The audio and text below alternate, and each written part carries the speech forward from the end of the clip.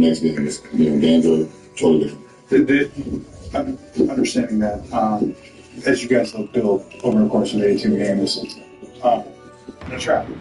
You said you understand it first, and then you can still try to ask me questions. We'll see if I get that. Do you understand? We'll see if I understand. But getting the right type of game plan execution from some of your younger players, seeing guys like don't hit big shots. Because we're going to see Gabe we're in a month and a half now and shooting the ball like that. How does that change? Or can that change his trajectory? The guys came in, and when the number was called, guys came in, and like I said, they executed what we wanted to do. And Gabe has been, like you said, for the last month and a half, been shooting extremely well. He's been available to us, and that's the most important right there. We get from him, we get a championship caliber guy. DK obviously been struggling a little to find his shooting, but tonight he hit 2 big threes in that second quarter that really helped us. He played exceptionally well tonight. Jackson was great. I thought even with Dodo, missing nothing, all 3 of his shots or 2 of it, whatever how many shots he took, he was amazing defensively. And his scrappiness, his willingness to do whatever we can defensively, and I think his shots have come so well. I think everybody who got the nod, played well. The defensive game plays a little tonight as a team. We executed the game. We're professional. That's what you're supposed to do. Just do what the coaches do. JJ said this is one of the better executions of the defensive game plan, so it hasn't necessarily been there every game. That's the course of the NBA season. It's no longer. Nobody's ever been 82-0. Looking at the Saturday, it looks like Vander will be available. What have you guys missed from him the most? We have no idea. Maybe available. I heard JJ said maybe available because he didn't play. When Vando is ready and he's personally feel like he's ready to give us what he got, then we're going to get some momentum. I'm not on that speculation, but after one, just continue to see it grow throughout the course of the game. How would you just describe the tone you were able to set with jump?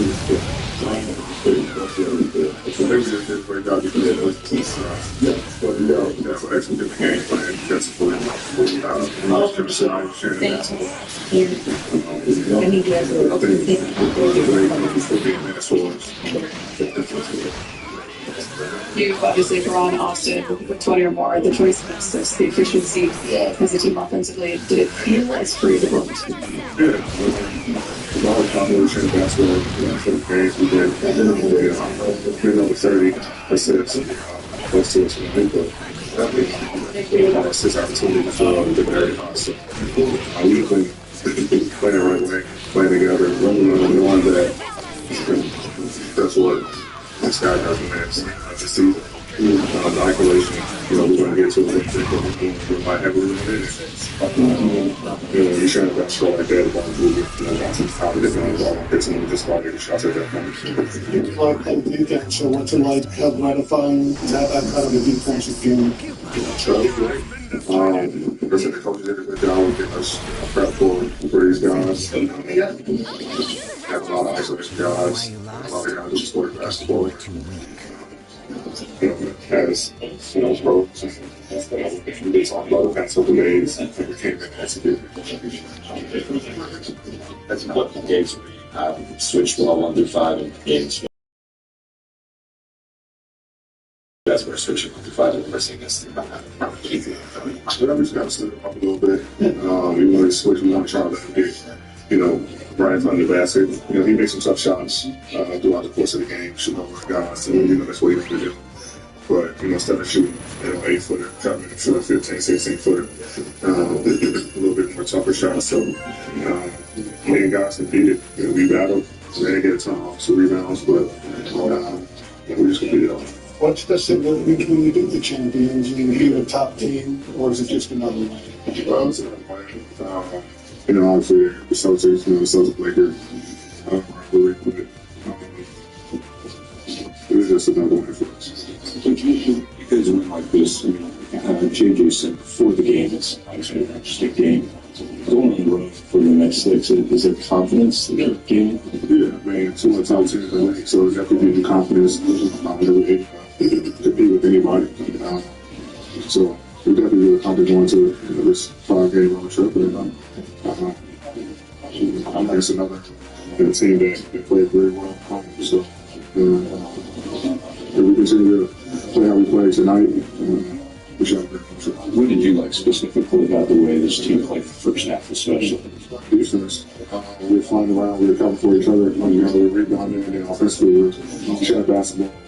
They didn't do a lot of switching, which kind of stalls things out, but we didn't let that affect us tonight. We were able to move the basketball and get What's the impact of all of you guys as a group in the second half of the season? And it's just kind of, you guys got to figure out what team you're going to be. Yeah, for sure.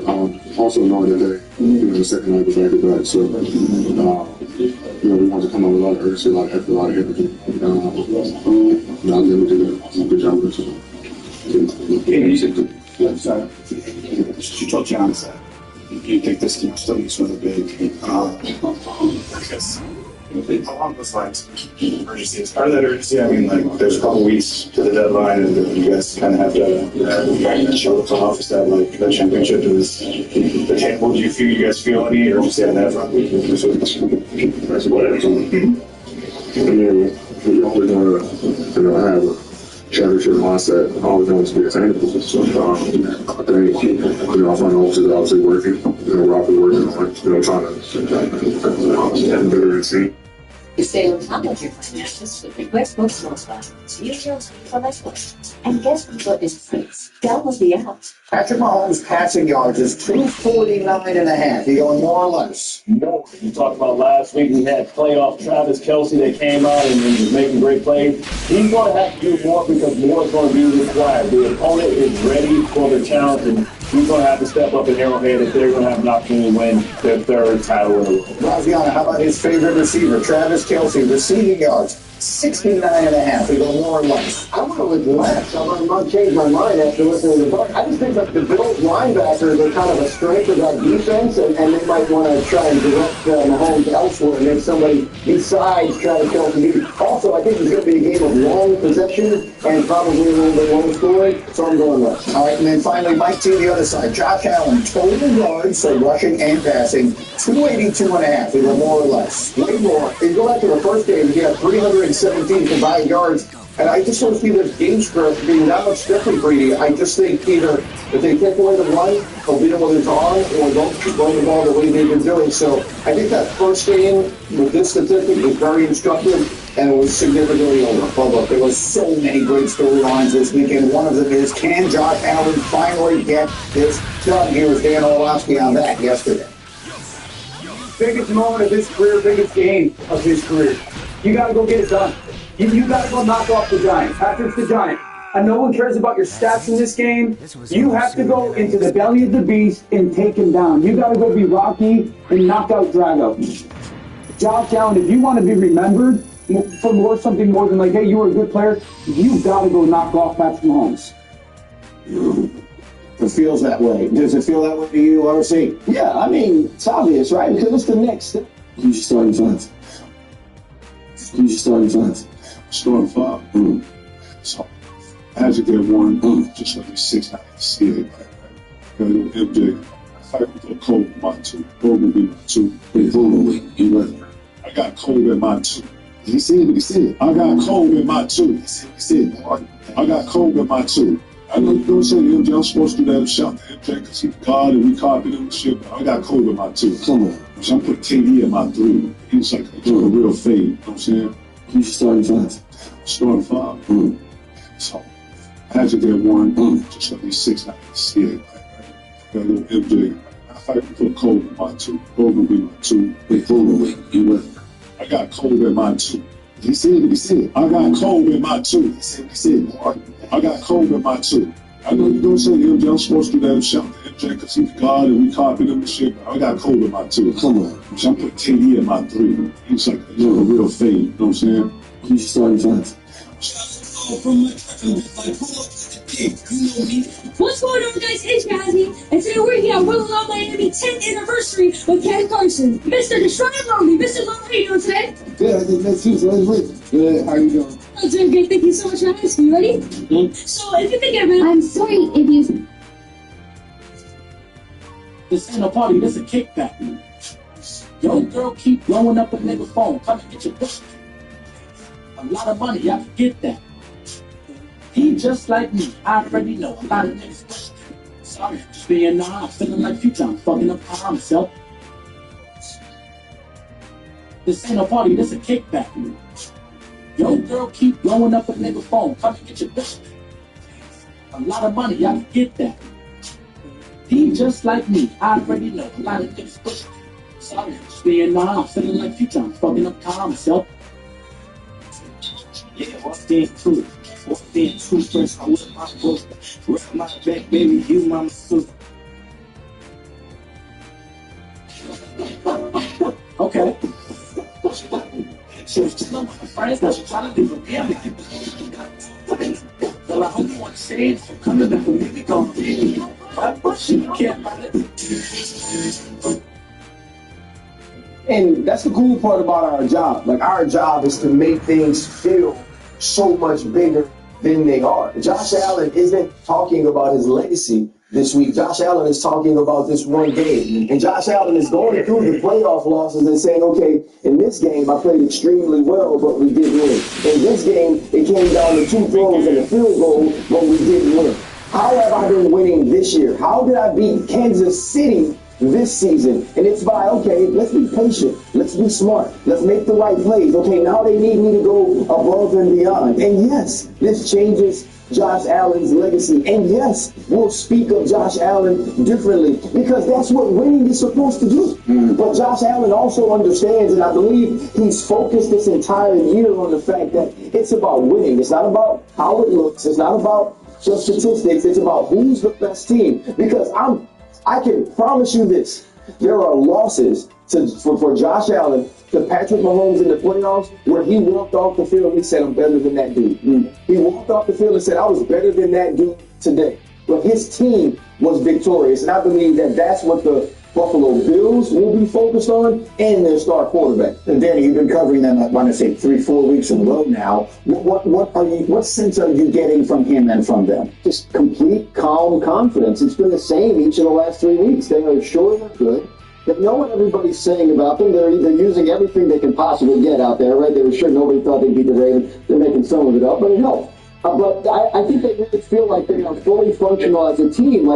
During the Stephon Diggs era there, right? Like, he had a lot of sort of gravity to him. And no one's saying anything bad about him in the building, but I do think they're very proud of the fact that they tied an NFL record for most different guys that caught touchdown passes in the season this year. And they're very proud of the fact that they have a run game that they believe, by the way, has evolved significantly since the Week 11 game when they played the Chiefs and they felt like the Chiefs took the run game away and they had to throw to win it. So they have a great deal of confidence going into this game, and they're treating it, just like any other game. That's how they feel about themselves. There's 2 ways to be victorious. You can either win the game or you're going to lose it. They've scored 525 points this season, guys. Second in the NFL and 8 turnovers. And they're playing amazingly efficient football. And Brady, they don't have to do anything crazy this week. If they just do what they've done, they're going to win the game because they don't lose it. And fairly, I think Baltimore is a much better team this year, especially offensively, than Kansas City. I know the record says differently, but to me, as Dan said, if they just hold serve, I think Buffalo wins. Imitation is the greatest form of flattery, right? And you talk about what lessons have been learned, from those matchups and those big moments, losing to Patrick Mahomes. And I think we're seeing the maturation and maturity of Josh Allen learning how to win. It's about managing the game. We always talk about game managers. When you talk about playing in these tight situations, you have to understand the gravity of the moment, when to be aggressive, when not to be aggressive, because like you said, it's about who loses and who wins sometimes. It's about don't beat yourself. If there's been any theme in this playoff, it's been about scenes and the turnovers, making big pivotal mistakes, which puts the pressure on. When you get into the playoffs, the games go so fast. You look up in this third quarter, then you start to panic, that heartbeat. If we can keep that calm heartbeat and that heart rate and make the big plays when it's needed, both of these guys are going to be trying to, I think, fill each other out like a great boxing match, and somebody's going to have to put themselves at risk. Very quickly, we sometimes say Josh Allen has to put on the cape. Does he have to be Superman this week? No, absolutely not. And I think what he has to do is actually work to be the opposite. He can't look across the field and feel that he has to be better than Patrick Mahomes. He has to know he needs to be everything his team needs in whatever moment of the game. Game breakers will give me one player to watch from each of the 4 teams. Obviously, the quarterbacks are ultimately important in all of these games, but for the Buffalo Bills, to me, it's going to be what can Khalil Shakir do? I thought he was huge against the Kansas City Chiefs early on in this season. You see here a big catch against the Buffalo Bills, but they're going to play a ton of man coverage. If they're the Kansas City Chiefs, Steve Spagnuolo's defense, I believe Khalil Shakir is the one guy that can get open, the one guy that can create plays with the football in his hands, and I know that Josh Allen will be looking for him. Okay, so we have an eye on him. How about on the other side of that game? Well, I mean, I think this will make sense. Let's talk about Trent McDuffie. Trent McDuffie last week gives up about 4 or 5 inches to Nico Collins, but he followed him all over the field, continuing to come up with huge plays. The reason he's big this week against the Buffalo Bills is he can also slide inside. And so if the Bills want to get in some of those bunches and stats where they're having run routes and hits, Trent McDuffie is the guy who can sift his way through some of those. There was that one moment where it looked like he was hurt, and you thought to yourself, this could absolutely destroy If you're the Houston Texans, that was actually